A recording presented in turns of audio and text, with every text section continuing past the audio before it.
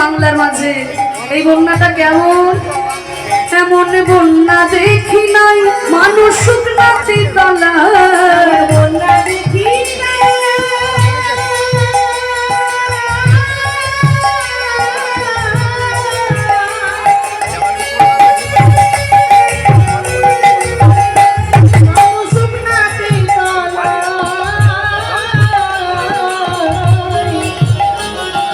ডুবলো নদের নারী পুরুষ জাতির বিচার নাই, মনে বন্যা দেখি নাই মানুষ শুকনাতে তলা, ডুবলো নদের নারী পুরুষ জাতির বিচার নাই। ও মাইরা, তোমরা বন্যা দেখেছো? চৌগাছায় বন্যা হয়? হয় না? বা তোমরা বেশ ভালো জায়গায় আছো। আমি কিন্তু বন্যা দেখেছি। আমি বন্যা দেখেছি, কারণ আমার বাড়ি হচ্ছে বীরভূম জেলা, নিলামবাজার। কেউ কোনোদিন গেছেন বীরভূম জেলায়? হ্যাঁ, বাহ, তারাপীঠ, জয়দেবের মেলা, বোলপুর, শান্তিনিকেতন, হ্যাঁ প্রায় সবাই গেছে। বাহ, তা ওই যে জয়দেবের মেলা, ওই যে অজয় নদীর তীরে হয় জয়দেবের মেলা, ওই জয়দেবটা আমাদের ইলামবাজার ব্লকের মধ্যেই পড়ে। তা যেহেতু নদীর ধারে থাকি, ছোটবেলায় দু একটা বন্যা কিন্তু আমিও দেখেছি। আবার আমার যে, যদিও আমাকে কোনোদিন প্রকোপে পড়তে হয়নি, কারণ বাঁধ আছে তো, ইলামবাজারের টাউনের মধ্যে কোনোদিন বন্যার জল আসে না। কিন্তু আমার যেখানে বিয়ে হয়েছে, মায়েরা তোমাদের সঙ্গে একটু গল্প করি। হ্যাঁ, আমার যেখানে বিয়ে হয়েছে ওই ইলামবাজার থেকে 5 কিলোমিটার যেতে হয়, খুব বেশি দূরে নয়, 15 মিনিটে আমি শ্বশুরবাড়ি পৌঁছে যাই। তা সেইখানে কিন্তু অজয় নদীর জল একেবারে গ্রামের ভিতরে চলে আসে। শুনেছি সেখানে নাকি বন্যা খুব তাণ্ডব করে, হরি বল, সেখানে বন্যা খুব তাণ্ডব করে। তা জলের সঙ্গে আমার খুব ভালো সম্পর্ক হয়েছে, বুঝলি তো? মানে আবার হ্যাঁ, একটু 5 মিনিট। আবার আমার যিনি কর্তা, উনি আবার আছেন মার্চেন্ট নেভিতে। তা ওনাকে আবার 6 মাস জাহাজে জলেই থাকতে হয়। তা জলের সঙ্গে আবার খুব ভালো সম্পর্ক হয়েছে। তা যে কথাটা বলছিলাম, বন্যা আমিও দেখেছি, বন্যাও তোমরাও দেখেছো। কিন্তু এমন কি কোথাও কোনো বন্যা দেখেছো যেখানে জলই নাই অথচ মানুষ তলিয়ে যাচ্ছে? এরকম বন্যা দেখেছো নাকি? জল নাই মানুষ তলি, হ্যাঁ এই তো আজকের মতো। এই তো তোমাদের নদীয়ায় তোমরা রয়েছো, তোমাদের নদীয়ার মানুষদের ভাগ্যবান, তোমরা বড় ভাগ্যবান, ভাগ্যবতী যে তোমরা যেই জেলায় রয়েছো চৈতন্য মহাপ্রভু কৃপা করে এসেছিলেন। আমরাও ধন্য, কারণ আমাদের নিতাইয়ের দেশ। বীরভূমে আমার নিতাই চাঁদ এসেছিলেন। আর তোমরা ধন্য, মহাপ্রভু এসেছিলেন যারা এই হরিনাম দিয়ে জগৎকে উদ্ধার করে দিলেন। হরি বল। নিতাই গৌরের দেশের আমরা মানুষ, তাই না? তাহলে এই প্রেম তো তোমাদের থাকবে। প্রেম দিয়ে মহাপ্রভু শুধু বাংলাকে ভিজালেন তা নয়, সারা পৃথিবীর মানুষ ভিজে গেল। আমরা তো দেখেছি মায়াপুরে কত কত ভক্ত কত কত দেশ থেকে এসেছে, তাই না? কোথায় আমেরিকা, কোথায় ইংল্যান্ড, রাশিয়া, অস্ট্রেলিয়া, জাপান, কত কত দেশ। মানুষরা এসে দুটি বাহু তুলে হরিনামে এমনভাবে পাগলের মতো নৃত্য করছে। আপনাদের আশীর্বাদ মাথায় নিয়ে এই গত বছরের জুলাই মাসে আমি গেছিলাম বাবা লন্ডনে কীর্তন পরিবেশন করতে। আপনারা হয়তো অনেকেই ইউটিউবে দেখেছেন যারা আমার কীর্তন শোনেন। তা সেখানে আমি 40 দিন ছিলাম। ইউকে 4টা শহরে কীর্তন করেছিলাম, স্কটল্যান্ডের এডিনবার্গ, আর ইংল্যান্ডের ম্যানচেস্টার, বার্মিংহাম আর পোর্টসমাউথ, এই 4টি বড় বড় শহরে কীর্তন করেছিলাম। তা সেখানে যখন কীর্তন গাইলাম, কি বলবো, খুব গর্ব হচ্ছিল, জানেন তো? মানে সৌভাগ্য নয়, খুব গর্ব হচ্ছিল। কারণ যারা আমাদের দেশকে 200 বছর শাসন করেছে, তাদের দেশে গিয়ে মহাপ্রভুর কীর্তন প্রচার করছে, এর থেকে বড় গর্বের আমাদের কি হতে পারে, তাই না? তা মহাপ্রভু যে আমাকে এই কাজের জন্য বেছে নিয়েছেন, এতেই আমার জীবন ধন্য। হরি বল। মহাপ্রভু বলেছিলেন, পৃথিবীতে আছে যত নগরাদি গ্রাম, সর্বত্র প্রচার হবে আমার হরে কৃষ্ণ নাম। মহাপ্রভুর এই বাণী যেন আজকে সত্যি হয়ে উঠেছে। তাই তো দেখুন, যারা আমাদেরকে মদ খাওয়া শেখালো, যারা আমাদেরকে সিগারেট খাওয়া শেখালো, যারা আমাদেরকে প্যান্ট শার্ট পরা শেখালো, তারা পর্যন্ত সব কিছু ছেড়ে দিয়ে ধুতি চাদর গলায় দিয়ে, গলায় তুলসীর মালা পরে, তিলক সেবা করে, খোল করতাল নিয়ে এমনভাবে পাগলের মতো হরিনামে ধুলাই লুটিয়ে গড়াগড়ি দিচ্ছেন। দেখে মনে হয় জল নাই, অথচ এই প্রেমের বন্যায় হাবুডুবু খাচ্ছে। তাহলে মহাপ্রভুর এই প্রেমের বন্যায় শুধু বাংলা ভিজলো তা নয়, শুধু ভারতবাসী ডুবলো তা নয়, সারা পৃথিবীর মানুষে ডুবে গেল। জলই নাই অথচ সবাই হাবুডুবু খাচ্ছে। এমন বন্যা দেখি নাই মানুষ শুকনাতে তলায়,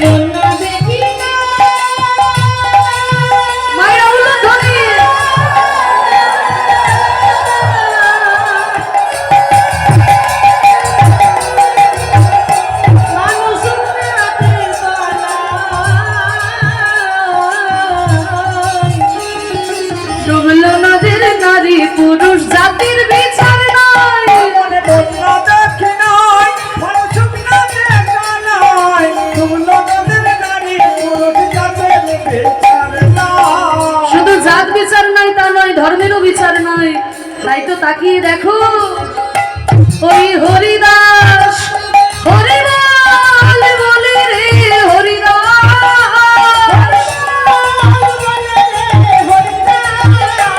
ওই হরিদাস সেই কাজের ছেলে সেও বুঝি ডুবে গেল। হরিদাসের কাজের ছেলে সেও বুঝি ডুবে গেল। হরি নামের বন্যা যে এলো প্রেমানন্দে,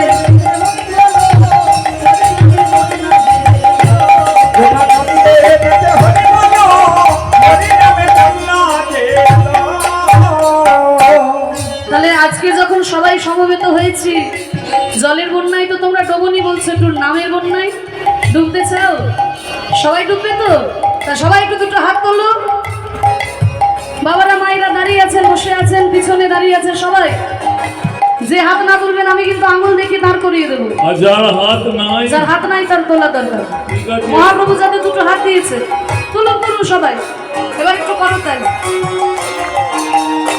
বাহ! একবার হরি বলে বলে তোমরা নামো সেই জলে,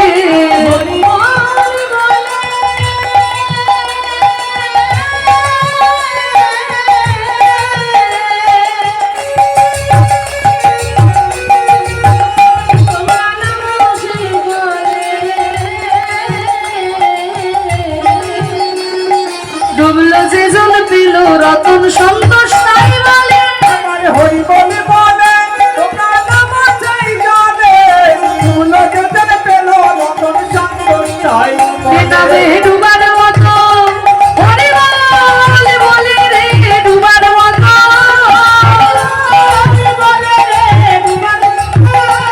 ওই ডুবার মতো যে ডুবেছে সেই ডুবে রক্ষণ পেল।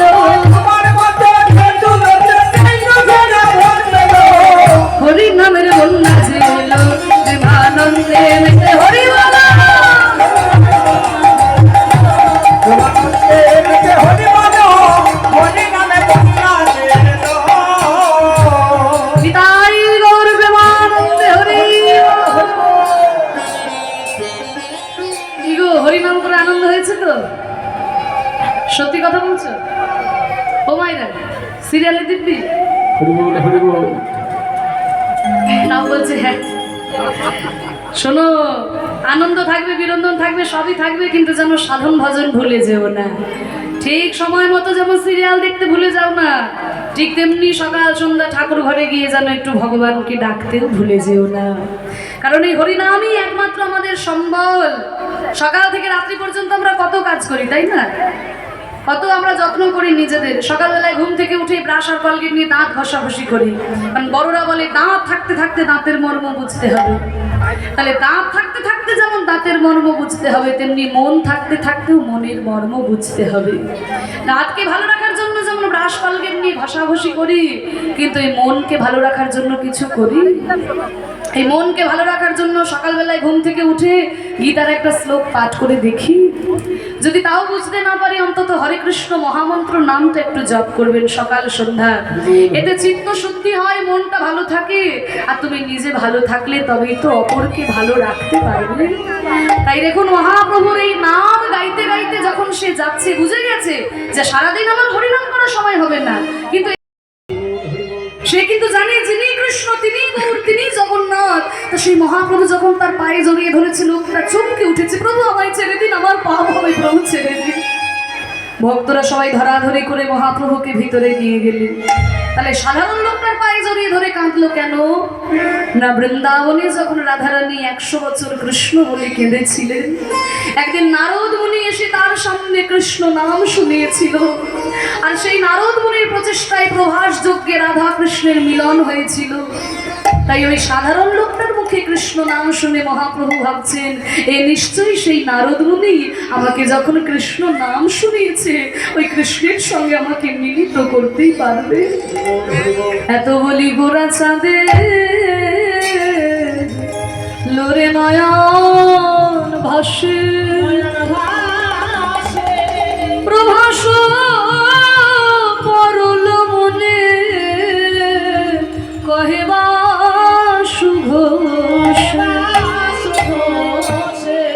প্রভাস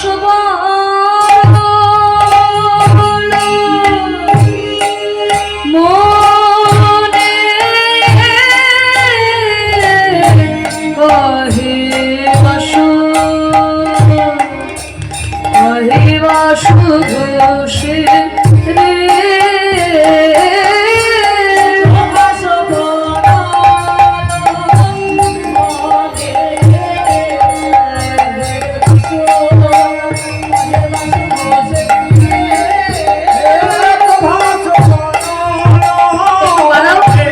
একটু রিভাব দাও ভাষা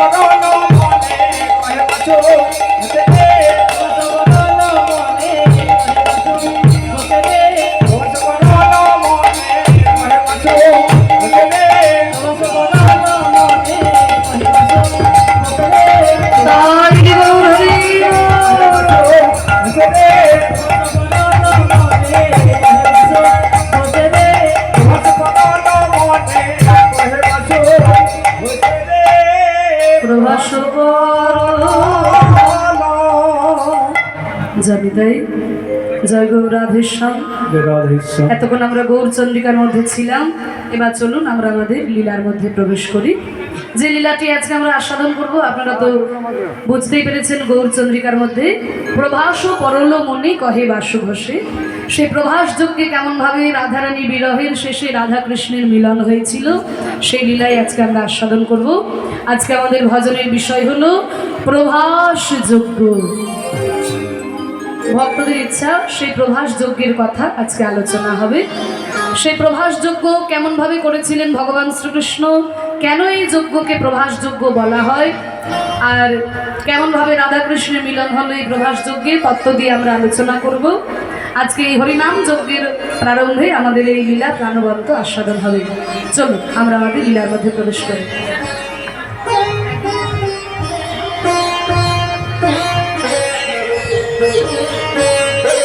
হরি বল। চলো মায়েরা, সবাই বৃন্দাবনে যাবে তো? সবাই যাবে? বেশ, যারা যারা যাবে না একটু উলুধ্বনি দাও। হরি বল হরি বল। এই থামো থামো, এই থামো, তোমরা যাবে না? বৃন্দাবনে যাবে না? যাবে, তাহলে উলুধ্বনি কেন দিলে? আমি বললাম যারা যারা বৃন্দাবনে যাবে না উলুধ্বনি দাও। সব এক ধার থেকে উলুধ্বনি আর যাবে বলেই দিয়েছে। ওই তো বলছি একটু মন দিয়ে শুনতে হবে তো। যাই বললাম তাতে উলুধ্বনি দিয়ে দিল পুরো বাবারে। হরি বল। ওই জন্য বলছি মনটা একটু নিয়ে এসো হরি নামে। মনটা ঘরে পড়ে থাকলে হবে না, কারণ আজকে তো এই স্থানেই বৃন্দাবন রচিত হয়েছে, তাই না? মহাজন বলেছে যেখানে হয় হরিনাম সংকীর্তন সেইখানেই হয় শ্রী মধুর বৃন্দাবন। এই স্থানেই তো আজকে বৃন্দাবন রচিত হয়েছে, কিন্তু দেহ থাকবে এই বৃন্দাবনে, কিন্তু মনকে নিয়ে যাব ওই মধুময় শ্রীধাম বৃন্দাবনে। এইবার যারা যারা মনকে নিয়ে বৃন্দাবনে যাবে এইবার তারা জোর করে উলুধ্বনি দাও।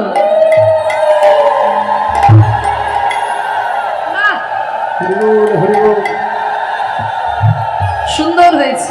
আর বাবারা দুটি বাহু তুলে প্রেমানন্দ নিতাই গৌর হরি।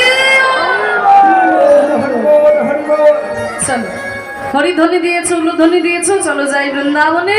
কিন্তু বৃন্দাবনে যেতে গেলে তো আর বাংলা কথা চলবে না, সেখানে যেতে গেলে একটু হিন্দি কথা শিখে নেওয়া দরকার। কারণ এতক্ষণ আমরা মহাপ্রভুর সঙ্গে ছিলাম তো, উনি হচ্ছেন আমাদের বাঙালির ভগবান। আর এখন যার কাছে যাচ্ছি তিনি হচ্ছেন উত্তরপ্রদেশের ভগবান। তা তার কাছে যেতে গেলে একটু হিন্দি কথাটা শিখে নেওয়া ভালো। রে মন মনवा अब चलो रे वृंदावन में,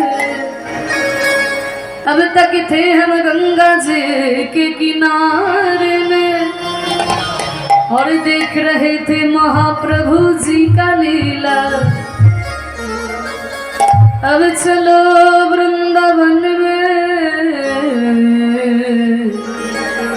और जाके देखे हमारे भगवान कैसे लीला रचाते हैं।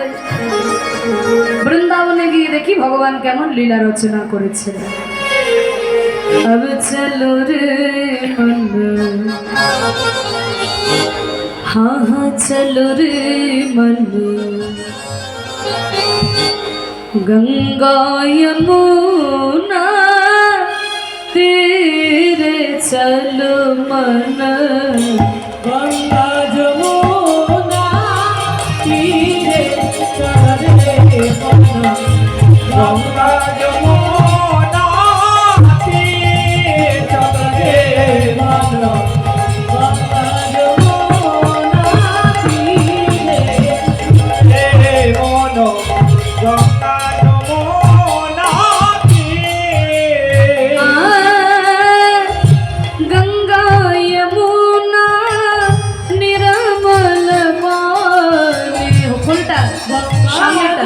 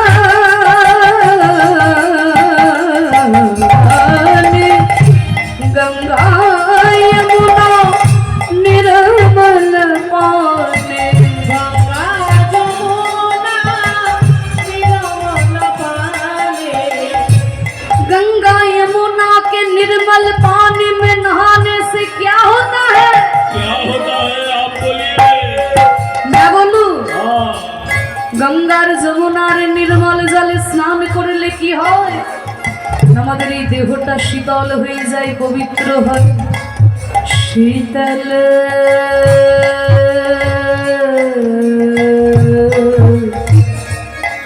শীতল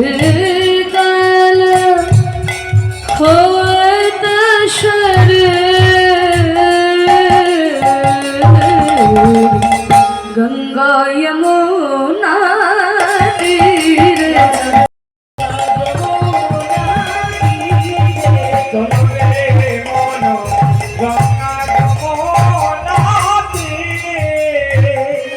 তাহলে বাঁশি বাজাতে বাজাতে নৃত্য করেছেন, সঙ্গে রয়েছে দাদা বলরাম। তাকে দেখতে কেমন গো? দেখতে उनके मोर मुकुट पीताम्बर शोभे,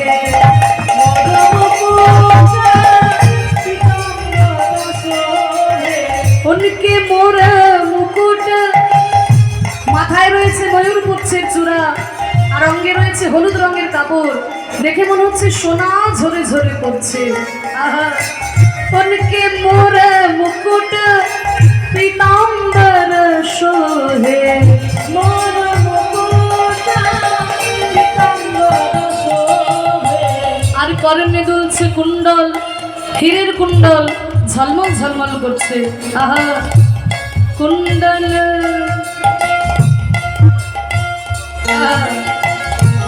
कुंडल झलकत हीरे, चलो गंगा यमुना तीरे।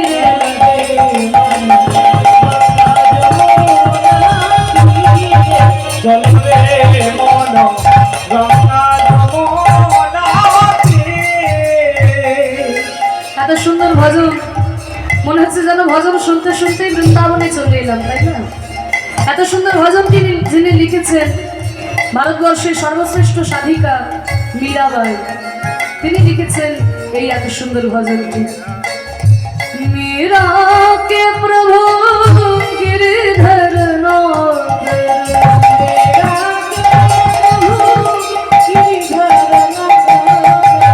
प्रभु गिरधर प्रभु गिरधर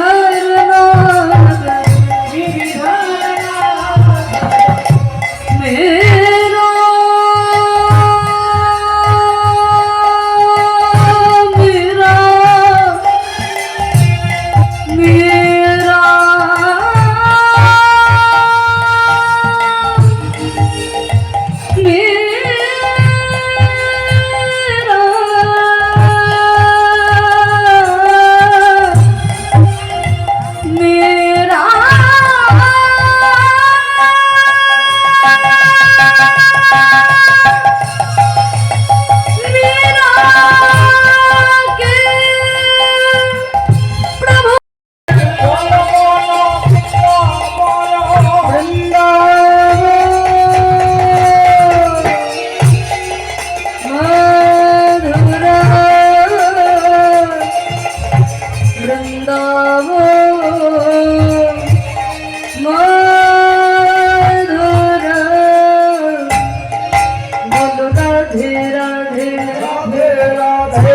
मेरा मेरा বৃন্দাবনে এসেছি, বৃন্দাবনের একটাই নাম রাধে রাধে। বৃন্দাবনে যাবে, মন্ত্রী থেকে রিক্সাওয়ালা, কেউ কৃষ্ণ কৃষ্ণ বলে না, সবাই বলে রাধে রাধে। আমরাও যখন এসেছি আমরাও গাইবো, আমরাও বলবো। একটু করতালি দিয়ে সবাই মিলে, আমি বলি আমার পরে পরে, আমি যাই বলি তোমরা বলবে রাধে রাধে। কেমন? রাধে রাধে राधे राधे, जोर से बोलो और जोर से। वृंदावन में, श्याम कुंड में, गोवर्धन में, राधा कुंड में, तान गली में, मान गली में, कुसुम सरोवर बंसी बट में, भक्तों की प्यारी प्यारी प्यारी बरसाने में, नंद गाँव में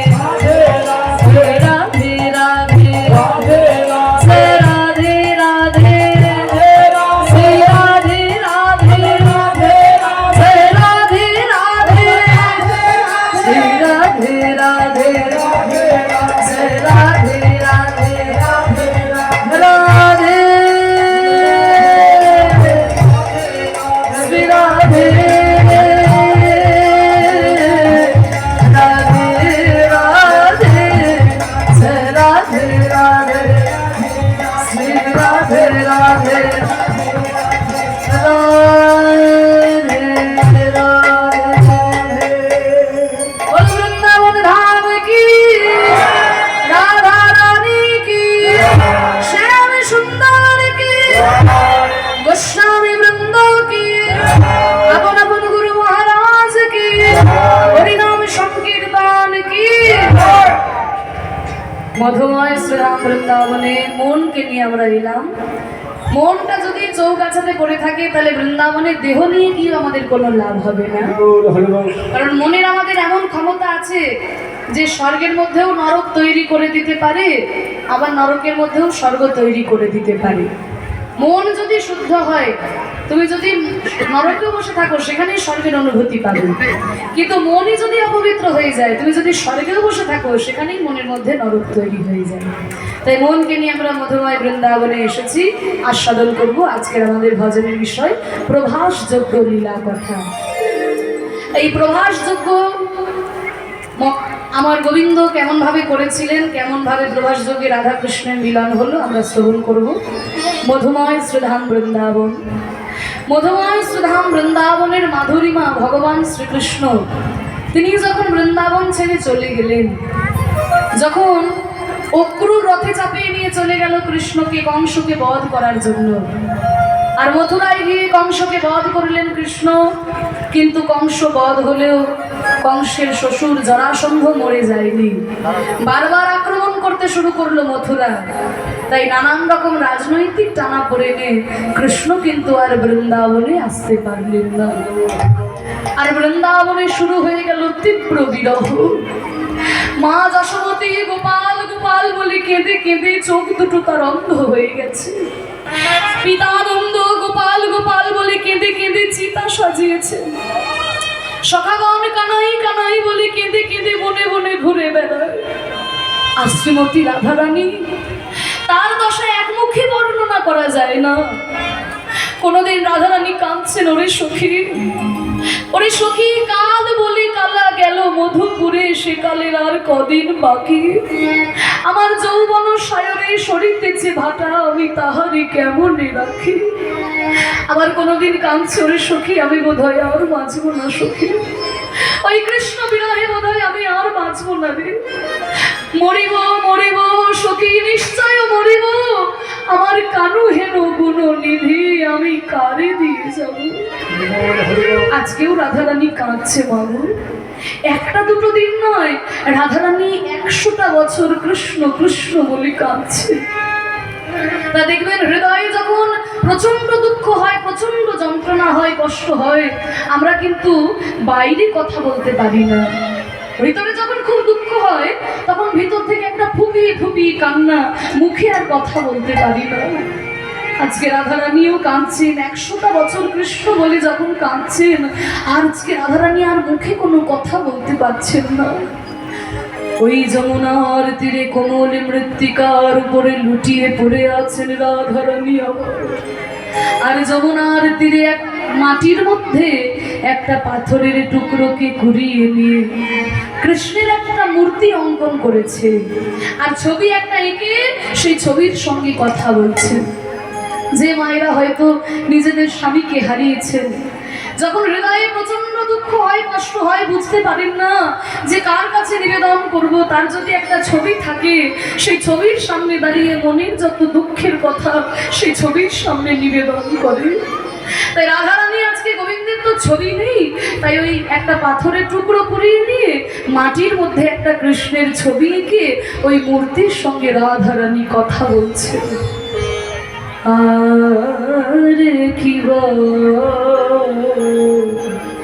একটা বড় তাল গাইছি বাবা, কীর্তনে একটু বড় তাল না গাইলে পরে মর্যাদা রক্ষা হয় না।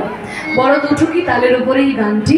গানের কথাটা হচ্ছে, কৃষ্ণ কৃষ্ণ বলি কাঁদে বাহু তুলি, বলে বধূ গেল কোথায়। এটা বড় দুঠুকি তালের উপরে হবে, 3-4 ছন্দ, 2টি তাল 2টি ফাঁক। একটু ধৈর্য ধরে শুনুন। আরে কিবা কৃষ্ণ